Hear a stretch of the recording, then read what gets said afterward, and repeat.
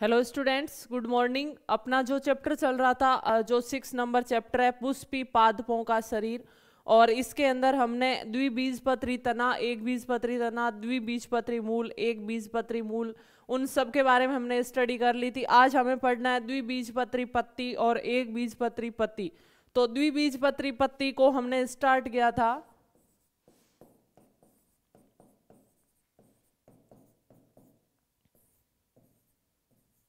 और मैंने आपको बताया था इसका दूसरा नाम क्या है, पृष्ठाधार पत्ती। ठीक है, तो इसका दूसरा नाम है पृष्ठाधार पत्ती। तो देखिए स्टूडेंट्स, जो द्विबीजपत्री पत्ती है इसको पृष्ठाधार पत्ती भी बोला जाता है। मैंने आपको पिछली क्लास में थोड़ा सा इसका बेसिक बताया था कि जो पत्ती है उसका जो उत्तक तंत्र है वो 3 भागों से मिलकर बना होता है, बाह्य त्वचीय उत्तक तंत्र और भरण उत्तक तंत्र को इसमें मीजोफिल या वर्ण मध्योतक बोला जाता है, और सबसे अंदर वाला संवहन उत्तक तंत्र। तो इसका जो पत्ती का शरीर है वो 3 भागों से मिलकर बना होता है, वो हमने डिस्कस किया था। 3 भाग,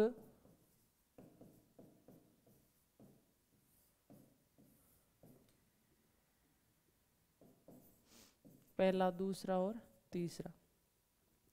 तो पहला भाग कौन सा था? बाह्य त्वचा, फिर आएगा पर्ण मध्योतक,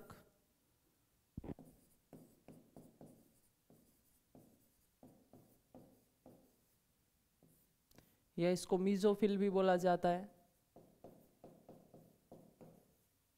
और तीसरा था संवहन मंडल या संवहन उत्तक तंत्र। ठीक है, अब देखिए जो द्विबीजपत्री पत्ती है उसका ऊपरी और निचली भाग को कौन कवर करता है? बाह्य त्वचा। यानी जैसे ये पत्ती है तो इस पत्ती का सबसे ऊपरी भाग और सबसे उधर की साइड का भी सबसे ऊपरी भाग किसका बना होता है? बाह्य त्वचा का। और इन दोनों के बीच का लगभग पूरा भाग क्या कहलाता है? पर्ण मध्योतक या मीजोफिल कहलाता है। और इस भाग में क्या पाए जाते हैं? क्लोरोप्लास्ट या हरित लवक। पहले पॉइंट में क्या ध्यान रखना है कि पत्ती का दोनों साइड से जो सबसे ऊपरी भाग है वो क्या करता है? बाह्य त्वचा बनाता है, और उस पर एक मोम की परत पाई जाती है जिसे क्यूटिकल बोला जाता है, जो जल की हानि को क्या करती है? रोकती है। ठीक है, तो बाह्य त्वचा का एक पॉइंट ध्यान रखना। फिर इंपॉर्टेंट है इसके अंदर पर्ण मध्योतक या मीजोफिल।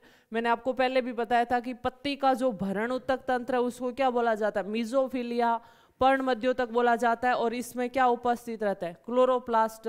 क्लोरोप्लास्ट के कारण ही पत्ती क्या कर पाती है? प्रकाश संश्लेषण कर पाती है, क्योंकि ये हरित लवक का समूह होता है। इसलिए जो द्विबीजपत्री पत्ती है उसका जो आपके भरण उत्तक तंत्र है वो क्या कहलाता है? मीजोफिल या मध्योतक। ठीक है, तो देखिए नेक्स्ट, इसमें क्लोरोप्लास्ट पाए जाते हैं जिसमें क्या होता है? हरित लवक होता है। ठीक है, तो देखिए जो क्लोरोप्लास्ट है वो किन कोशिकाओं से बने होते हैं? ये क्लोरोप्लास्ट है वो पेरेनकाइमा कोशिकाओं से बने होते हैं। पेरेनकाइमा। तो क्लोरोप्लास्ट किन कोशिकाओं से बने होंगे? पेरेनकाइमा कोशिकाओं से। तो ये जो पॉइंट डिस्कस किए वो नेक्स्ट मैं नोट करवाती हूं।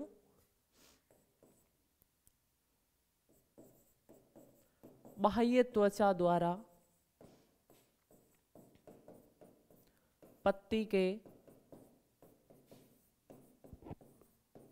ऊपरी तथा निचले भाग के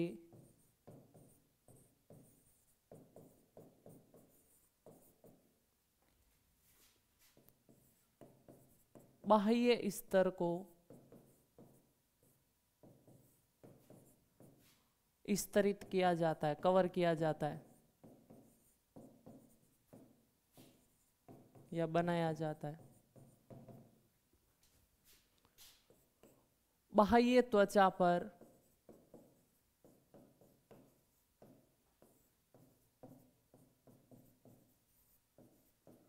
क्यूटिकल की परत पाई जाती है।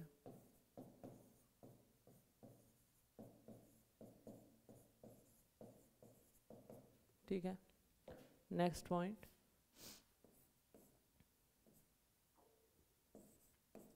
ऊपरी बाह्य त्वचा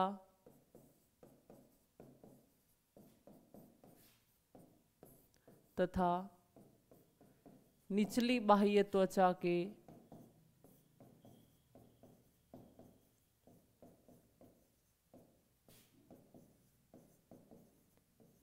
मध्य का संपूर्ण स्थान, संपूर्ण भाग पर्ण मध्योतक या मीजोफिल कहलाता है।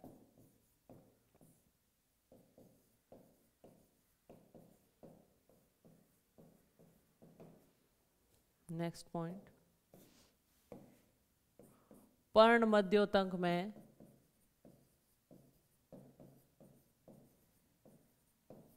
क्लोरोप्लास्ट पाए जाते हैं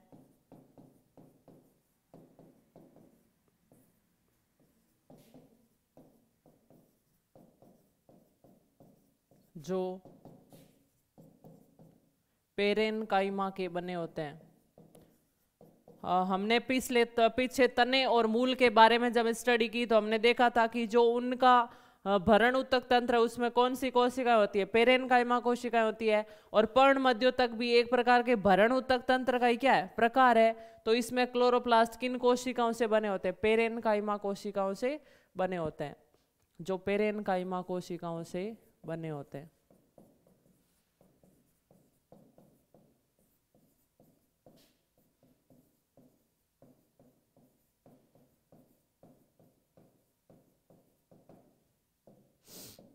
नेक्स्ट पॉइंट, क्लोरोप्लास्ट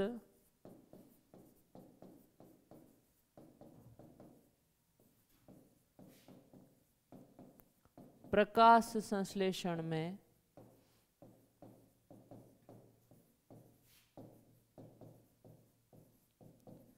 सहायक होते हैं।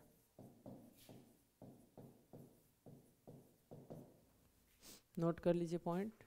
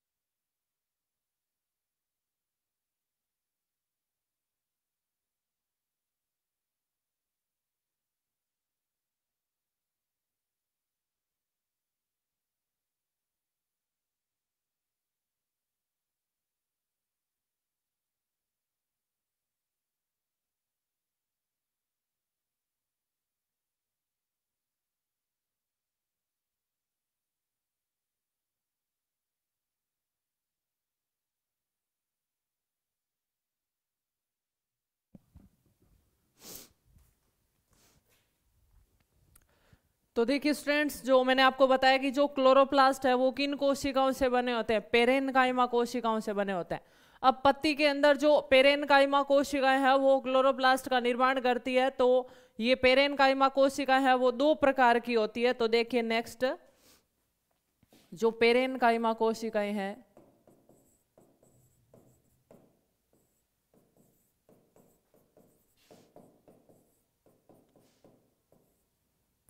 वो दो प्रकार की होती है। पहली होती है खंभ कोशिकाएं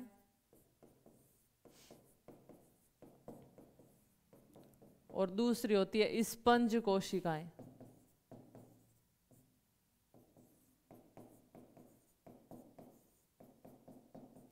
देखिए स्टूडेंट, जैसे ये पत्ती का ये सबसे बाह्य त्वचीय ऊतक है, ये एक साइड का पत्ती का भाग, ये दूसरी साइड का पत्ती का भाग, बाह्य त्वचीय ऊतक। यानी जिस प्रकार ये पत्ती की संरचना है, तो ये एक साइड की ऊपरी लेयर है, ये दूसरी तरफ की ऊपरी क्या है, लेयर है। यानी ये दोनों भाग किसके हैं, बाह्य त्वचा के।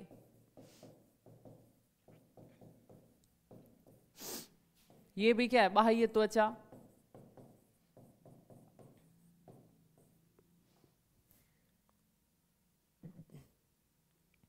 अब देखिए, जो मैंने आपको बताया था कि पत्ती की ऊपरी बाह्य त्वचा और निचली बाह्य त्वचा के बीच में उपस्थित सभी पूरा भाग क्या कहलाता है, मीजोफिलिया, पर्ण मध्योतक कहलाता है। और उसमें क्लोरोप्लास्ट होते हैं जो किन कोशिकाओं से बने होते हैं, पेरेनकाइमा कोशिकाओं से।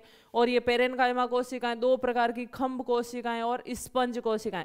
अब ये जो खंभ कोशिकाएं और स्पंज कोशिकाएं ये किस भाग में उपस्थित होगी, पर्ण मध्योतक वाले भाग में उपस्थित रहेगी। तो ये किस प्रकार व्यवस्थित रहेगी कि जो खंभ कोशिकाएं हैं वो तो ऊपरी साइड की तरफ, ऊपरी त्वचा, जो ऊपरी बाह्य त्वचा है इसकी तरफ स्थित रहेगी, ऊपरी बाह्य त्वचा, और ये है निचली बाह्य त्वचा।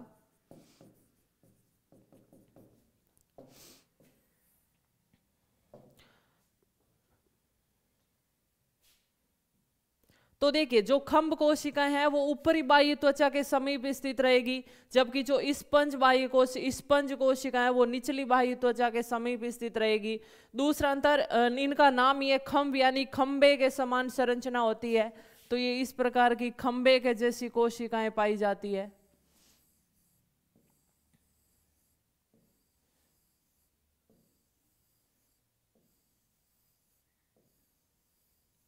ठीक है, और इसके नीचे क्या पाई जाती है, स्पंज कोशिकाएं, ये है खंभ कोशिकाएं।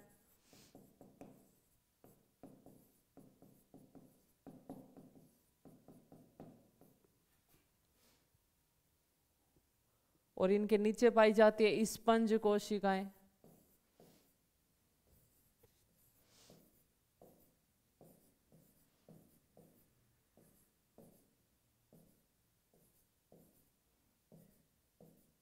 जो निचली बाह्य त्वचा तक फैली हुई रहती है। तो ये कौन सी कोशिकाएं, स्पंज कोशिकाएं।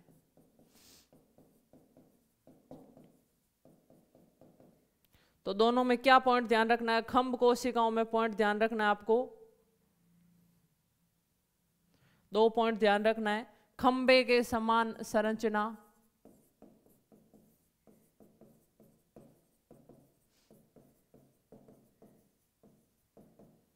दूसरा ऊपरी बाह्य त्वचा के समीप स्थित,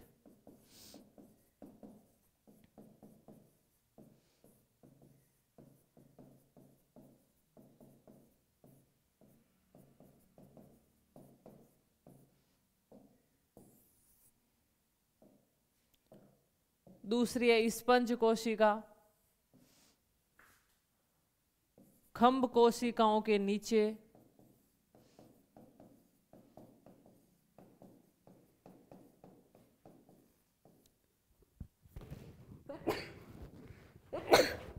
सॉरी, खंभ कोशिकाओं के नीचे तथा निचली बाह्य त्वचा के समीप स्थित।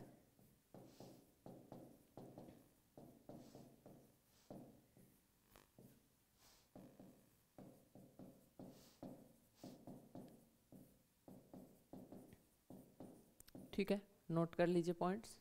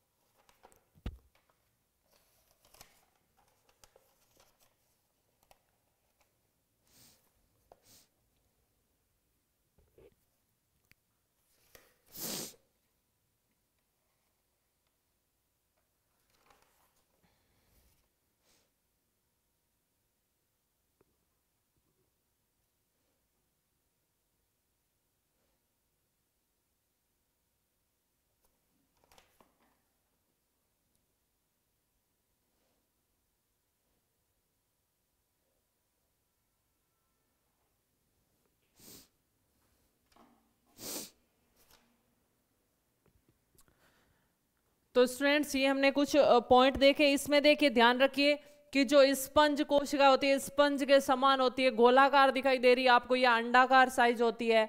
और सबसे इंपॉर्टेंट पॉइंट कि इनके बीच में क्या उपस्थित रहती है, वायु गुहिकाएं उपस्थित रहती है। तो नेक्स्ट पॉइंट नोट करते हैं कि स्पंज कोशिकाओं के मध्य वायु गुहिकाएं पाई जाती है, जबकि इनके मध्य वायु गुहिकाएं नहीं पाई जाती, एक समांतर क्रम में व्यवस्थित रहती है। ठीक है, तो ये आपके मीजोफिल वाला पॉइंट है। तो नेक्स्ट पॉइंट, स्पंजी कोशिकाओं के मध्य स्पंजी कोशिकाओं के मध्य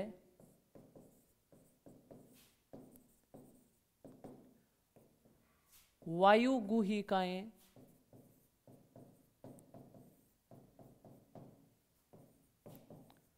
पाई जाती है।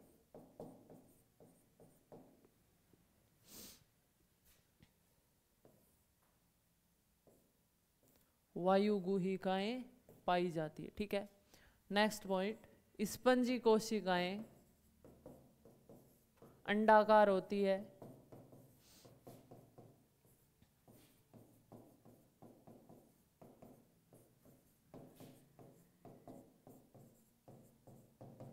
अब देखिए ये मीजोफिल वाला पार्ट हो गया, पर्ण मध्योतक वाला पार्ट हो गया। पर्ण मध्योतक के बाद भाग कौन सा आएगा, संवहन मंडल यानी संवहन उत्तक तंत्र। तो देखिए पत्ती की संरचना में ये बाह्य त्वचा दोनों साइड की,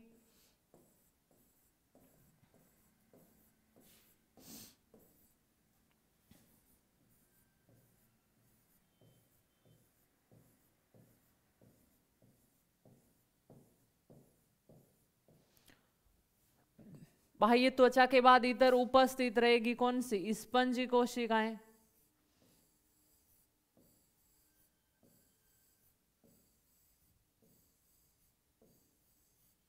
सॉरी स्पंजी नहीं, खंभ कोशिकाएं।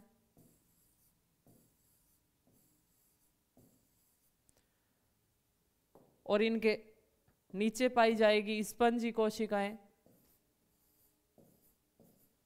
जिनमें क्या उपस्थित रहेगी, वायु गुहिकाएं।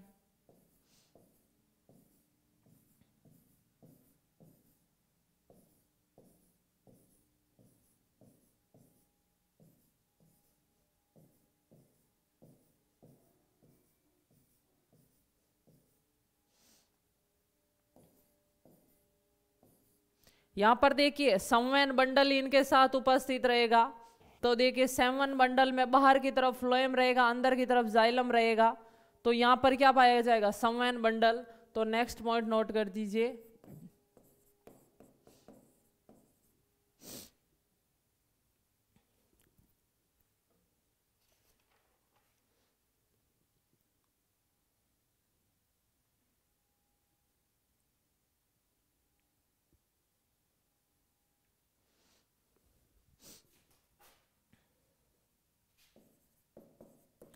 पर्ण मध्योतक कोशिकाओं के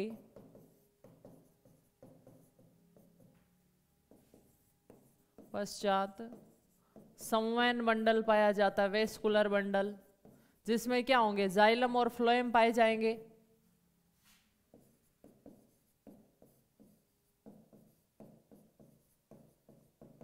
अब देखिए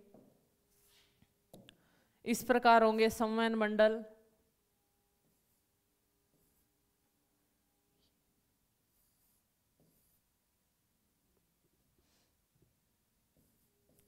ये पाए जाएंगे फ्लोएम, जाइलम पाया जाएगा अंदर। और इन जाइलम और फ्लोएम के बीच में एक मोटी कोशिकाओं की परत पाई जाएगी, जो इसके चारों ओर एक गोलाकार सीट का निर्माण करेगी, जिसे बंडल सीट बोला जाता है। मोटी कोशि भित्ति वाली कोशिकाएं क्या करेगी, एक सीट का निर्माण कर देगी इनके चारों ओर, जिसे क्या बोला जाता है, बंडल सीट बोला जाता है।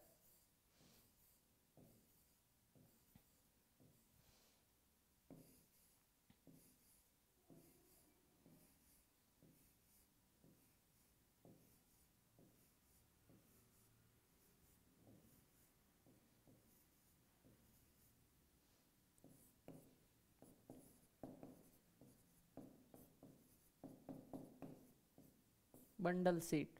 और अंदर क्या होंगे, जाइलम और फ्लोएम। और ये क्या है, संवहन मंडल।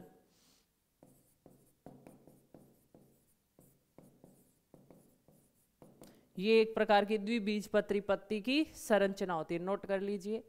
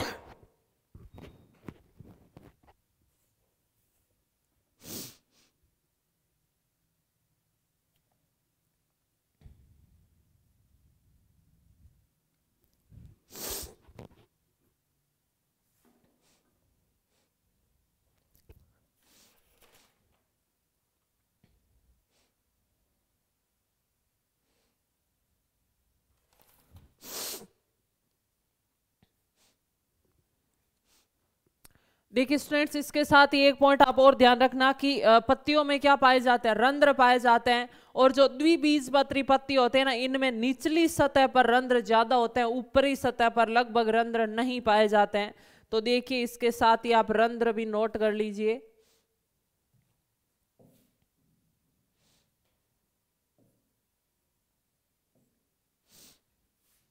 ये क्या संरचनाएं है, ये है रंध्र।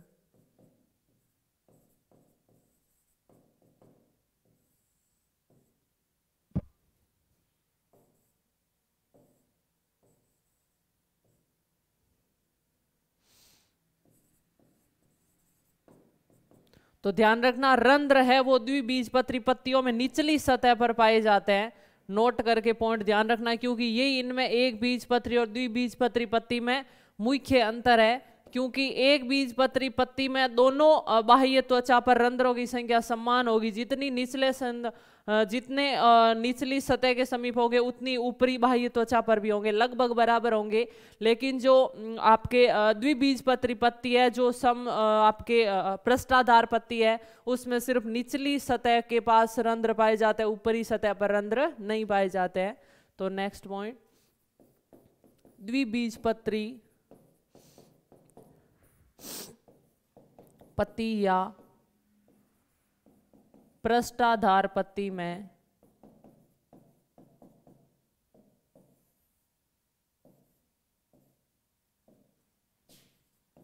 में केवल निचली सतह पर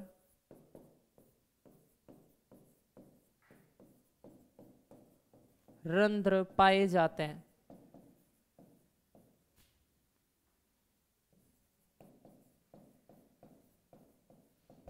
नोट कर लीजिए।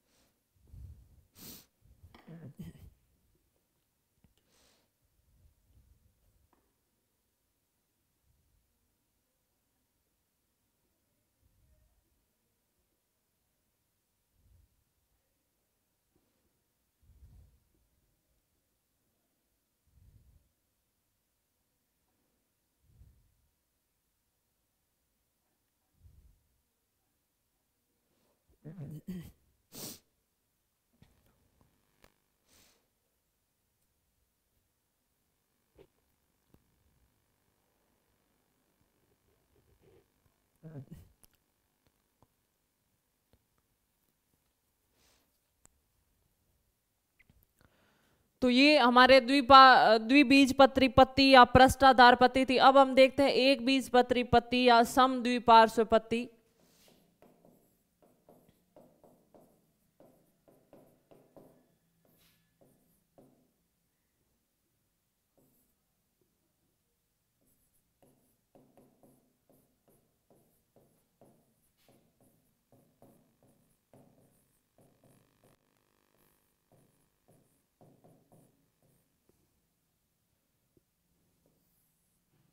तो देखिए, जैसा कि मैंने बताया कि ज्यादातर इनमें कोई चेंज नहीं है द्विबीजपत्री और एक बीजपत्री पत्ती में। इनमें मुख्यतः अंतर क्या है कि जो द्विबीजपत्री पत्ती है उसमें रंध्रों की संख्या केवल निचली बाह्य त्वचा के समीप ज्यादा पाई जाती है, जबकि इस पत्ती के अंदर ऊपरी और निचली दोनों साइड रंध्रों की संख्या है वो समान होती है। तो देखिए,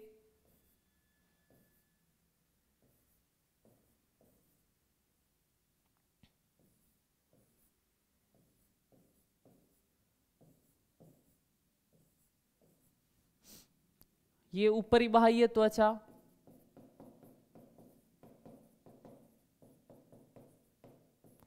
और ये निचली बाह्य त्वचा,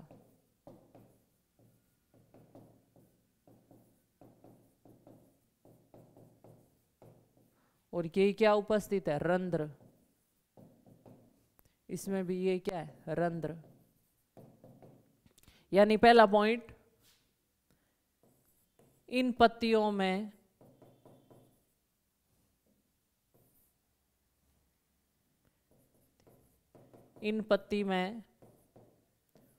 ऊपरी तथा निचली बाह्य त्वचा पर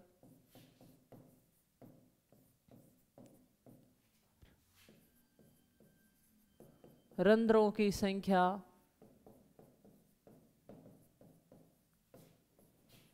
समान होती है।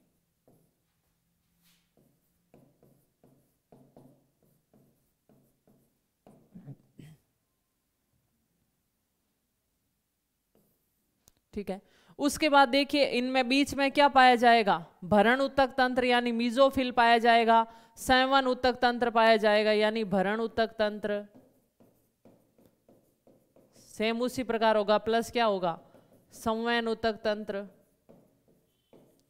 एक पॉइंट ध्यान रखना कि घास के भरण उत्तक तंत्र में कुछ ऊपर की तरफ विशेष प्रकार की कोशिकाएं पाई जाती है जो खाली होती है, रंगहीन होती है और उनमें वायु भरी जाती है, उनको आवर्धक त्वक कोशिकाएं बोला जाता है।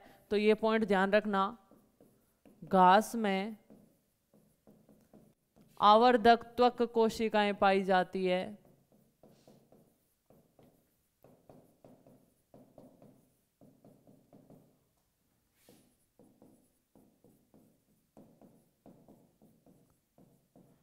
तथा ये कोशिकाएं,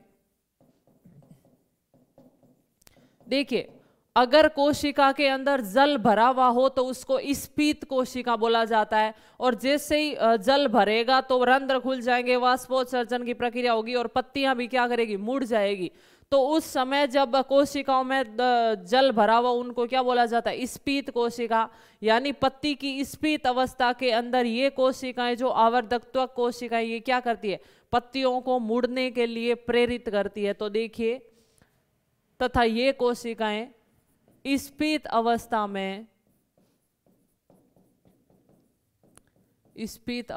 में पत्तियों को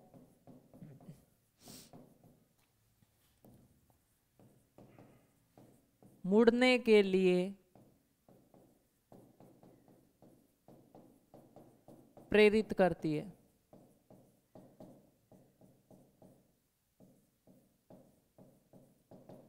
ठीक है, नोट कर लीजिए।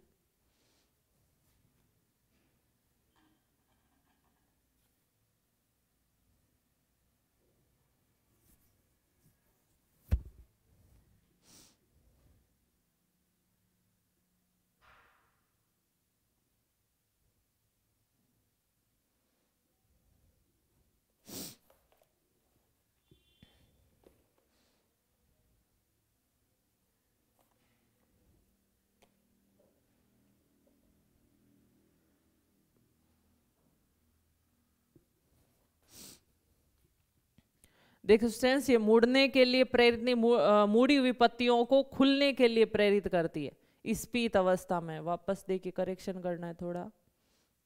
ये कोशिकाएं मुड़ी हुई पत्तियों को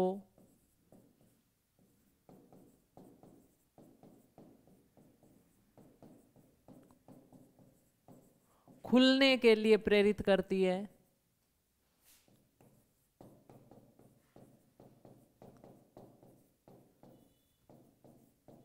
ताकि कौन सी क्रिया हो? वाष्पोत्सर्जन की क्रिया हो, ताकि वाष्पोत्सर्जन की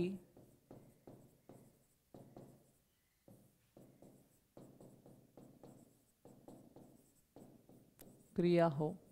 ठीक है, नोट कर लो।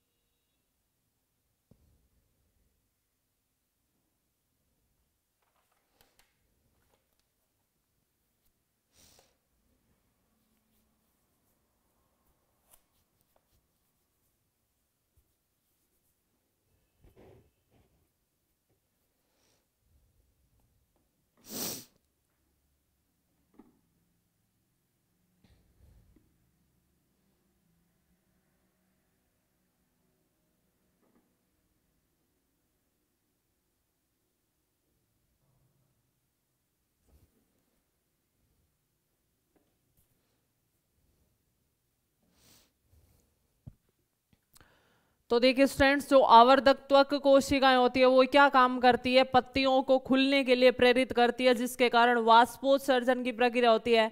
और यदि वाष्पोत्सर्जन की प्रक्रिया बहुत ज्यादा होने लगे तो वापस ये पत्तियां क्या कर जाती है? मुड़ जाती है। और फिर वही प्रोसेस होगा, जब पौधे में पानी की मात्रा ज्यादा होगी, पानी भर जाएगा, स्फीत कोशिका होगी, तो वो वापस पत्ती को खुलने के लिए प्रेरित कर देगी। जैसे ही पानी की कमी होगी, पत्ती वापस मुड़ जाएगी।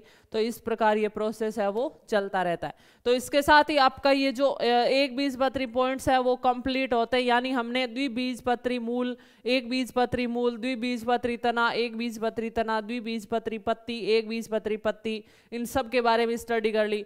अब हम देखते हैं कि पौधों के अंदर द्वितीयक वृद्धि क्या होती है, वो किस प्रकार की होती है। तो द्वितीयक वृद्धि का मतलब होता है पौधे की मोटाई में वृद्धि होना। एक होती है प्राथमिक वृद्धि और एक होती है द्वितीयक वृद्धि।